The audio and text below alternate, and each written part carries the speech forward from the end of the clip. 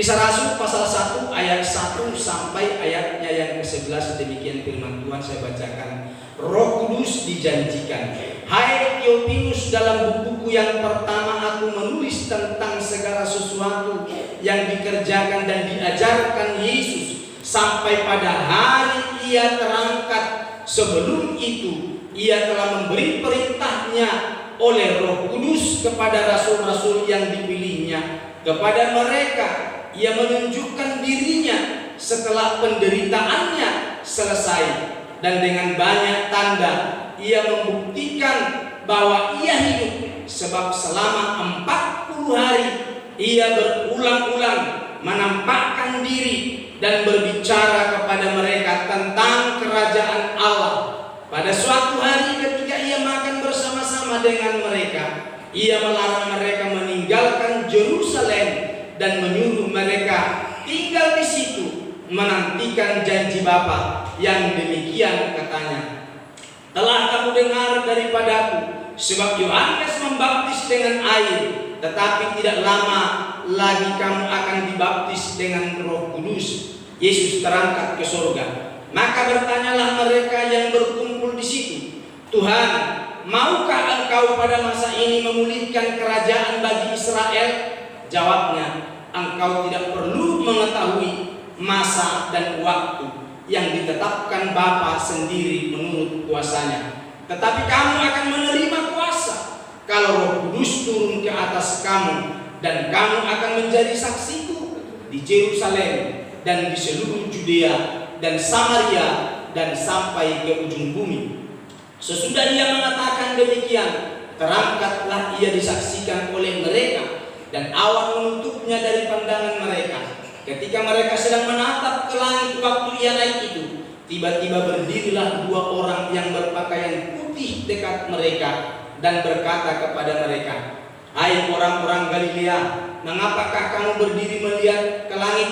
Yesus ini yang terangkat ke surga meninggalkan kamu akan datang kembali dengan cara yang sama seperti kamu melihat dia naik ke surga. Saudara, kita lihat di sini mengisahkan, menceritakan mulai dari peristiwa kematian, kebangkitan, kenaikan, dan akan datang kali yang kedua. Bapak Ibu, ayat yang kita baca ini menjelaskan kepada kita, Yesus naik ke surga, Roh Kudus turun. Ini adalah suatu peristiwa yang hebat, suatu peristiwa yang luar biasa, saudara, yang perlu kita mengerti. Jangan pernah ragu bahwa dia pernah mati, dia pernah bangkit dan naik ke surga. Amin. Jangan pernah ragu itu, bahwa itu adalah suatu peristiwa yang luar biasa, yang tidak dialami tokoh-tokoh agama manapun. Ya, tidak ada tokoh agama yang seperti Yesus pernah mati lalu kemudian bangkit, bahkan naik ke surga. Jangan pernah anggap biasa bahwa peristiwa ini adalah benar-benar terjadi, dan surga itu benar-benar ada karena Yesus naik ke surga. Kalau surga itu tidak nyata, tidak mungkin Yesus naik ke sana. Tidak ada tokoh agama siapapun yang pernah mengalami hal yang luar biasa ini, sudah. Maka sekali lagi kita harus hormati, kita harus hargai ibadah saat ini. Peristiwa ini harus kita sungguh-sungguh menghormatinya. Kita lihat saja, pemerintah kita saja tahu kalau peristiwa ini peristiwa luar biasa. Loh, kalender kita ya memperingati kenaikan Yesus Kristus.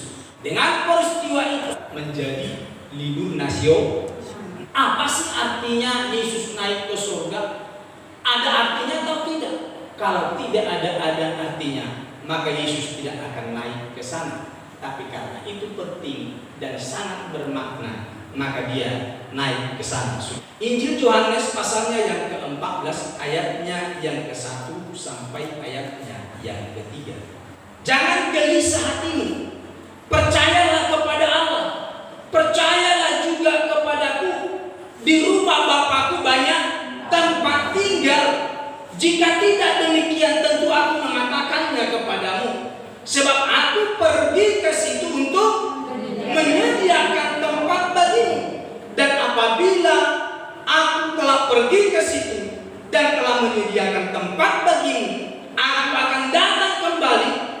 membawa kamu ke tempatku, supaya di tempat di mana aku berada, kamu pun berada. Alkitab mengatakan kepada kita, kepergiannya ke surga adalah untuk menyediakan tempat bagi kita. Kalau tempat itu sudah tersedia, maka Yesus pun akan datang membawa kita, membawa gerejanya Tuhan kemana? Di tempat di mana Dia berada, kita pun ada. Hebat saudaraku yang dikasih Tuhan. Ya, kalau Yesus ada, di situ kita ada. Maka kita ada satu penuh sukacita bersama dengan Tuhan. Aku akan datang kembali. Inilah yang kita nanti-nantikan. Inilah yang akan kita tunggu-tunggu. Bahwa Dia berjanji akan datang kembali. Tinggal satu peristiwa ini saudaraku yang akan kita nantikan, yang kita tunggu-tunggu. Bersama dengan Dia. Berapa lama? Kekal selamanya. Bukan 1000 tahun, bukan 2000 tahun, tapi kekal selamanya. Maka mari Bapak Ibu, kita sungguh-sungguh menyerahkan hidup kita kepada Tuhan, karena Dia akan datang kembali.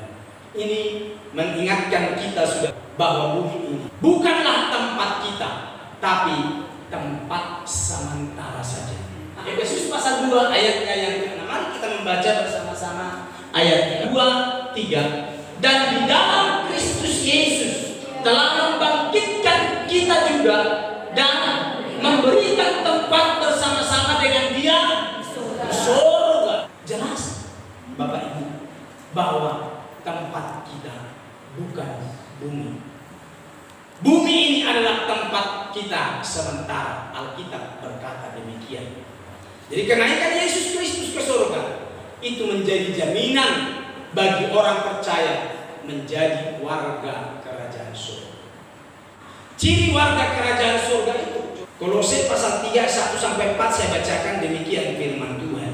Karena itu, kalau kamu dibangkitkan bersama dengan Kristus, apa? Carilah perkara yang di atas.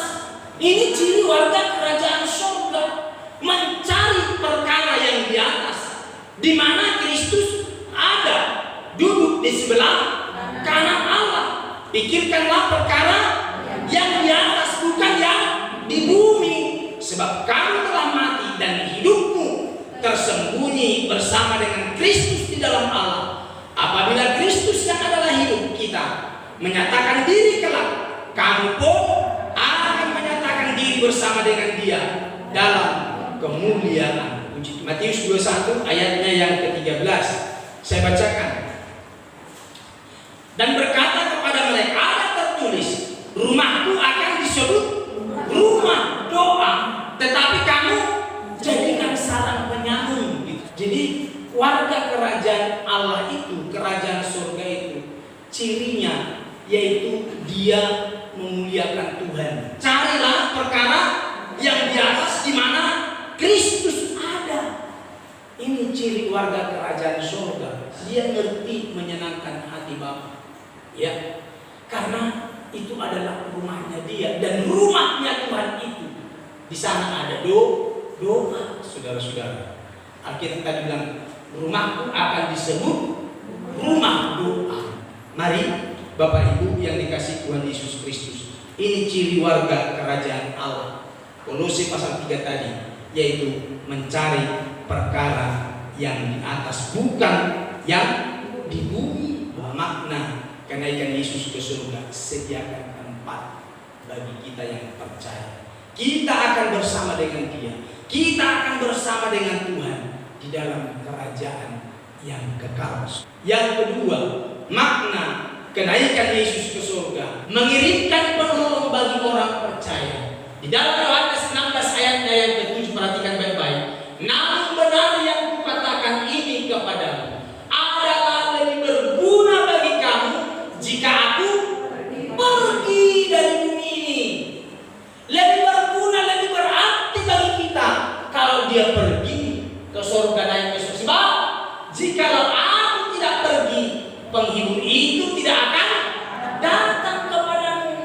Tetapi jikalau aku pergi, aku akan mengutus dia kepada saudara-saudara, dan itu berbicara tentang Roh Kudus. Roh Kudus ini penting bagi kita. Roh Kudus ini penting bagi orang percaya. Ayat 8 lagi bilang, dan kalau ia datang, Roh Kudus itu datang, ia akan menginsafkan dunia akan dosa, akan kebenaran, dan penghakiman. Hebat saudaraku yang dikasih Tuhan.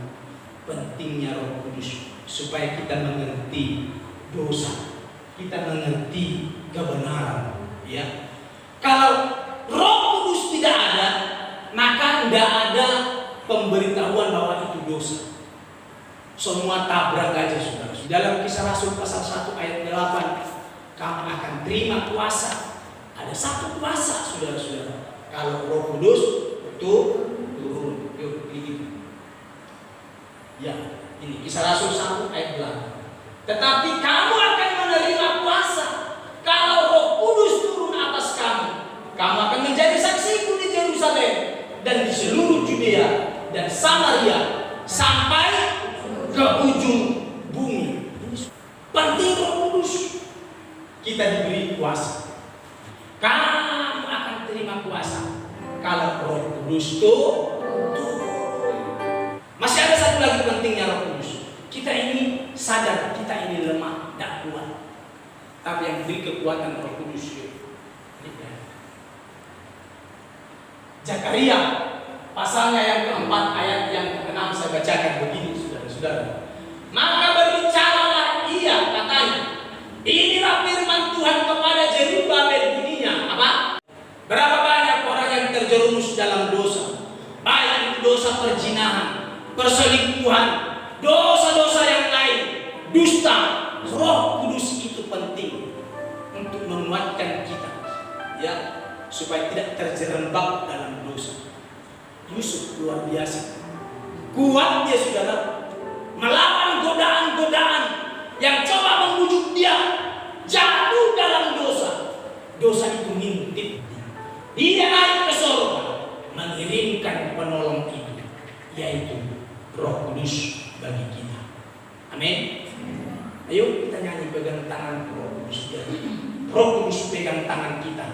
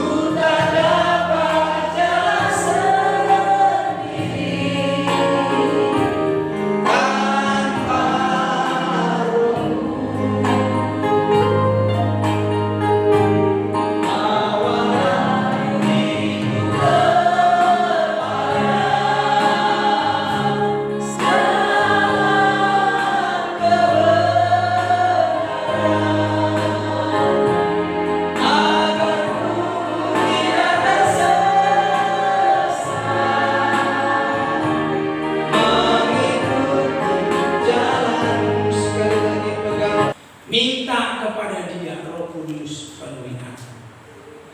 Roh Kudus penuhi aku. Ini 10 hari kita akan ada di tempat ini berdoa minta penuhi aku dengan Roh Kudus.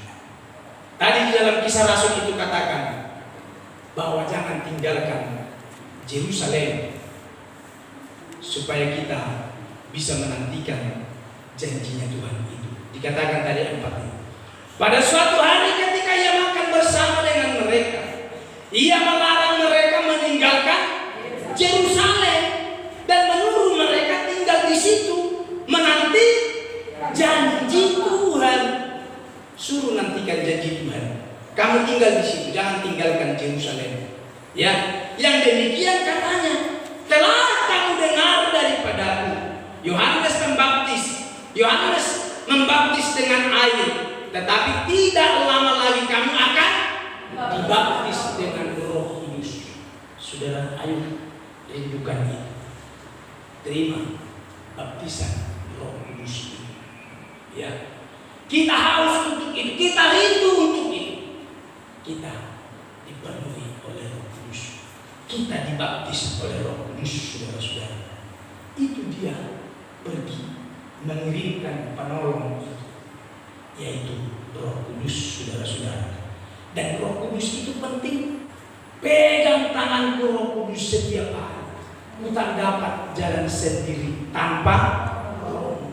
Nah, kalau tidak kuat, kita yang tidak kuat, saudara-saudara, minta Roh Kudus pegang tangan kita. Minta Roh Kudus menuntun kita. Ya. Kau tak dapat jalan sendiri tanpa Roh Tuhan. Mungkin kau bisa jalan, tapi jalan terseok-seok dan terus jatuh bangun dalam dosa. Tapi kalau Roh Kudus ada dalam kita, dielingno. Jangan dosa. Ya. Kita diingatkan, itu dosa. Kalau kita tidak peka dengan itu, kita belum ada Roh Kudus, sehingga kita gampang terjerembab lagi dalam dosa. Saudara, Roh Kudus itu kekuatan kita. Amin. Sekarang kita lihat bagaimana kita menerima Roh Kudus. Yang pertama kita lihat dalam Injil Yohanes 7 ayat 37 sampai 39 dan begini. Dan pada hari terakhir, yaitu pada puncak perayaan itu, Yesus berdiri dan berseru, barang siapa haus, baiklah ia datang kepadaku dan minum. Barang siapa percaya kepadaku, seperti yang dikatakan oleh kitab suci, dari dalam hatinya akan mengalir aliran air hidup. Yang dimaksudkannya apa? Roh yang akan diterima mereka yang percaya kepadanya. Sebab roh itu belum datang. Saudara, mari Bapak Ibu miliki rasa haus akan Roh Kudus. Tidak cuma cukup kita tahu, kita dengar, enggak. Barang siapa haus, baiklah dia datang kepadaku dan minum. Barang siapa percaya kepadaku, seperti dikatakan oleh kitab suci, dari dalam hatinya mengalir aliran air hidup. Yang dimaksudkan ialah Roh Kudus. Roh Kudus masuklah dalam hidup. Penuhi aku Roh Kudus. Itu saudara, Roh Kudus miliki rasa haus untuk itu. Yang kedua, miliki ketaatan kepada Dia. Kisah 5:32 berkata begini. Dan kami adalah saksi dari segala sesuatu itu. Kami dan Roh Kudus yang dikaruniakan Allah kepada semua orang yang taat kepada Dia. Kita harus taat akan kebenaran. Kita taat akan firman Tuhan. Ketika kita taat, maka Dia akan berikan kepada kita Roh Kudus. Kita lihat yang ketiga. Percaya akan adanya Roh Kudus. Kalau kita tidak percaya, bagaimana haus? Kalau kita tidak percaya, bagaimana kita taat? Dan kita tidak rasa membutuhkan itu. Tapi percaya ada Roh Kudus. Dari Kisah Rasul 19 ayat 2 sampai 7. Katanya kepada mereka, sudahkah kamu menerima Roh Kudus ketika kamu menjadi percaya? Akan tetapi mereka menjawab dia, belum. Bahkan kami belum pernah mendengar bahwa ada Roh Kudus. Kalau begitu, dengan baptisan manakah kamu telah dibaptis? Jawab mereka, dengan baptisan Yohanes. Kata Paulus, baptisan Yohanes adalah baptisan orang yang telah bertobat.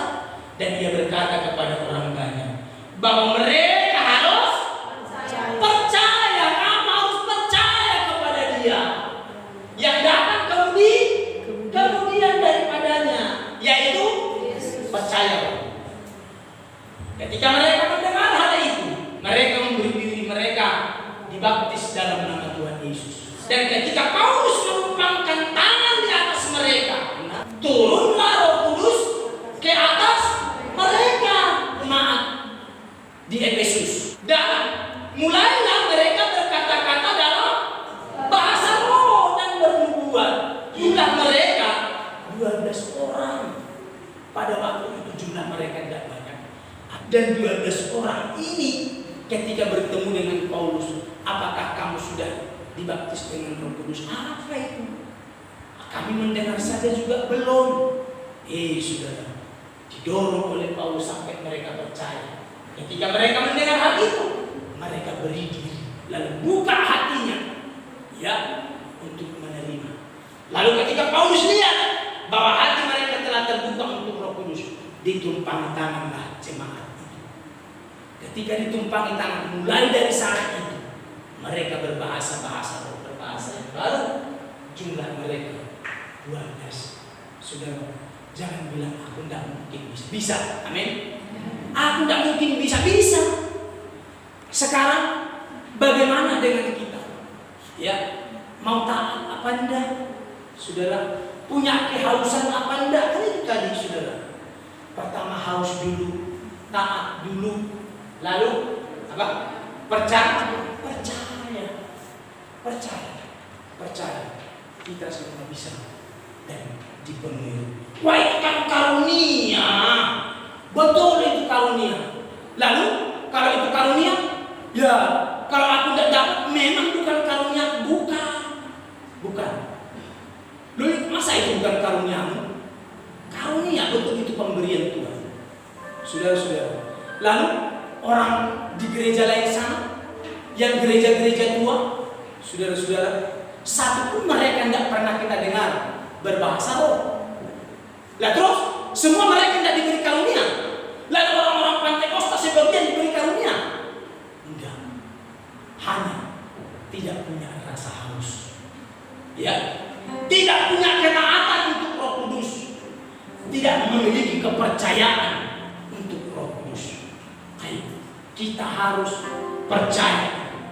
Kita harus ini jemaat di Efesus mendengar pun tidak, tapi Paulus dorong, lalu mereka percaya. Sesudah percaya ditumpangi tangan, yang tidak pernah mendengar dan tidak tahu itu menjadi penuh semuanya. Hebat. Jangan bilang itu kan karunia. Kalau aku tidak dapat, itu kan bukan karunia. Bukan. Kepada semua. Di dalam kitab Joel bilang, kepada anak laki-laki muda, perempuan muda, hamba, taruna, loh saudara, tidak ada dibatasi. Tua, muda, semua. Joel pasal 2. 28 mungkin. Ya, engkau. Kemudian daripada itu akan terjadi. Nah, kemudian daripada itu akan terjadi. Bahwa aku akan mencurahkan rohku ke atas. Aku akan mencurahkan rohku ke atas Semua manusia. Semua. Loh, coba dengar baik. Karunia kepada semua manusia yang percaya kepada Yesus. Terus. Maka anak-anakmu laki-laki. Anak-anakmu laki-laki Dan perempuan akan bernubuat. Orang-orangmu yang tua bernubuat. Terus. Taruna-tarunamu akan mendapat penglihatan. Coba, taruna dapat penglihatan. Kepada semua, tua muda, laki perempuan semua. Sekarang haus tidak, taat tidak, percaya tidak, itu saja saudara-saudara. Ya, mari saya harap kita dengan naiknya Yesus ke surga, mengirimkan Roh Kudus itu ke tengah-tengah bumi ini, dan itu penting buat kita. Terima dengan pertama haus. Ya, haus akan itu. Minta aku ini. Taat.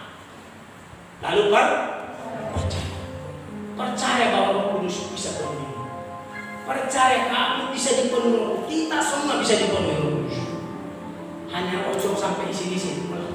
Kau hati kau dipenuhi Roh Kudus. Amin. 10 hari kita di sini. Ayo. Itulah Pentakosta. Hari ke-50, 40, 10 hari ke depan. Ya, pertama kematian. 3 hari kemudian bangkit. Setelah bangkit 40 hari kemudian menampakkan diri naik ke surga. Lalu 10 hari kemudian disuruh tunggu Jangan tinggalkan Yerusalem sampai kamu dipenuhi dari tempat yang maha tinggi, Roh Kudus. Maka nanti 10 hari ke depan itu hari Pentakosta, yaitu Kisah Rasul pasal 2, di mana 120 orang berkumpul itu. Mereka semua penuh Roh Kudus. Ya, semua penuh Roh Kudus. Tidak ada yang sebagian, enggak. Sekelompok, tidak, semua mereka penuh Roh Kudus. Mari kekasih dalam Tuhan, terima janji Tuhan. Miliki haus kepada Tuhan, taat dan percaya Roh Kudus bisa menuntun kita semua. Tuhan Yesus berkati.